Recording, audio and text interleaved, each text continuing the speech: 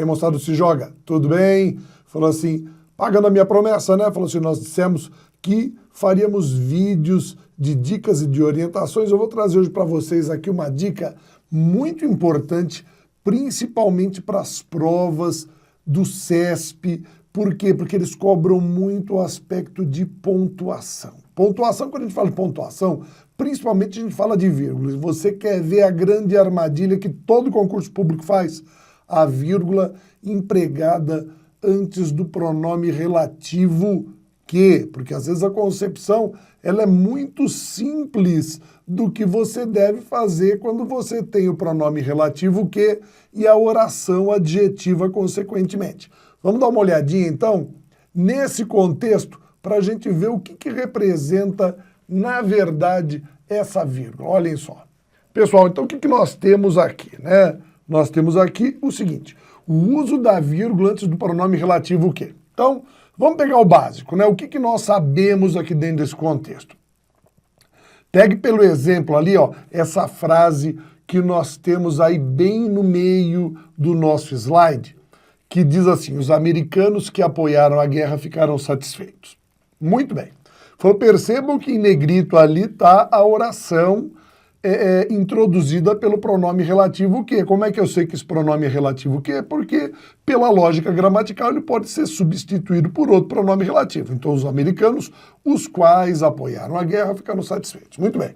Já identificado com o pronome relativo, o que é que eu sei? Todo pronome relativo introduz uma oração subordinada adjetiva, tá? A questão é que essa oração subordinada adjetiva, ela pode ou não estar separada por vírgulas. E o que significa isso? Vejam, olha só a parte de cima da nossa frase. Imagine que essa oração estivesse separada por vírgulas. Americanos, vírgula, que apoiaram a guerra, vírgula, ficaram satisfeitos. Nós teríamos, nesse caso, uma oração adjetiva explicativa. Oração adjetiva explicativa é aquela que estabelece uma relação de sentido com o todo do elemento a que ele se liga. Ou seja, se ele está falando sobre os americanos, então, quando ele diz os americanos que apoiaram a guerra ficaram satisfeitos, isolado por vírgula essa expressão que apoiaram a guerra, ela fala sobre o todo, ou seja, todos os americanos. Isso significa o quê? Que todos apoiaram a guerra. Então, a oração subordinada adjetiva explicativa, ela vem entre vírgulas e ela fala sobre o todo todo da palavra que ela se refere, no caso, americanos, tá? Se eu retirasse essas vírgulas, nós teríamos aí uma oração subordinada adjetiva restritiva. Qual a característica da restritiva? Primeiro, ela não aparece entre vírgulas e ela fala apenas sobre uma parte daquele todo representado pela palavra, ou seja, só uma parte dos americanos. Então, no caso da retirada das vírgulas, a frase traria qual sentido? Os americanos que apoiaram a guerra ficaram satisfeitos? Apenas os que apoiaram a guerra ficaram satisfeitos, ou seja, só uma parte desses americanos. Então, essa é a concepção básica que nós temos sobre oração subordinada adjetiva, tá perfeito, tá certinho. Só que agora e a concepção lógica? Por quê? Porque quando você escreve, quando você lê, muitas vezes se você não for provocado pela questão, você acaba não percebendo. E não se esqueça que muitas vezes o enunciado não vai trazer para você a questão da vírgula, ele vai trazer para você o que? Estão gramaticalmente corretas, estão corretamente grafados, ou seja, não apresenta erro gramatical e um monte de condições diferentes que levam você a perceber por si só o que está acontecendo, ou pelo menos que deveria. Mas então eu vou mostrar para vocês agora uma outra condiçãozinha básica para que você veja. Então, vamos pegar a nossa primeira situação aqui, ó. Então, vamos imaginar o seguinte. Aqui, ó. Eu digo, eu tenho 3 canetas. As canetas que estão na minha mão são novas. Então, vamos lá. Perguntinha básica para vocês aí, né? 20 segundinhos para você pensar quantas canetas são novas a partir da frase que está estabelecida. Não é assim? Eu tenho 3 canetas, olha o contexto. As canetas que estão em minha mão são novas. Minha gente, se eu tenho 3 canetas e digo que as canetas que estão na minha mão são novas, você tem de observar nessa frase que ela não está separada por vírgulas. Se ela não está separada por vírgulas, ela é uma oração restritiva, então só parte das canetas, né, são novas. Quantas são novas, minha gente? Se eu tenho a minha oração adjetiva no plural, eu tenho as canetas, são 3, que estão na minha mão. Se é só parte das 3 e continua no plural, o que eu tenho com certeza aí é o quê? 2 canetas. Entendido? Falou assim, olha só, não para por aí não. Vou mais um desafiozinho. Agora eu tenho 2 canetas. As canetas que estão em minha mão são novas. Você viu que eu só diminuí o número de canetas. O que eu quero que você perceba agora, tá? A pergunta é,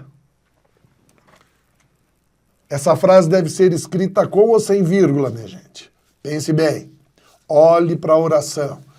A nossa oração adjetiva em destaque deve ser colocada entre vírgulas ou sem vírgulas, né? Falou assim, minha gente, eu tenho 2 canetas. E quando eu digo as canetas que estão em minha mão são novas, eu não falo no plural. Se eu falo no plural e eu tenho apenas 2 canetas, minha gente, para que haja plural eu tenho que ter 2 ou mais canetas, eu só tenho 2. Se as canetas que estão em minha mão são novas e a minha oração está no plural, a única resposta para essa pergunta é a seguinte, tem de ser escrita com vírgula. Se eu escrever essa oração dentro desse contexto sem vírgulas, eu erro. Como é que eu posso restringir isso? Como é que eu posso pegar uma parte plural de 2? Eu tenho que pegar todo ele, então por isso tem que ser uma oração adjetiva explicativa entre vírgulas. Mais uma. Vamos lá. Agora eu tenho 4 canetas. Vamos aumentar o número de canetas. Olhe novamente nossa frase. As canetas que estão em minha mão são novas. Tá bom? Qual é a minha perguntinha para vocês? Com ou sem vírgula? Como é que eu escrevo isso daí? Se você disser o seguinte...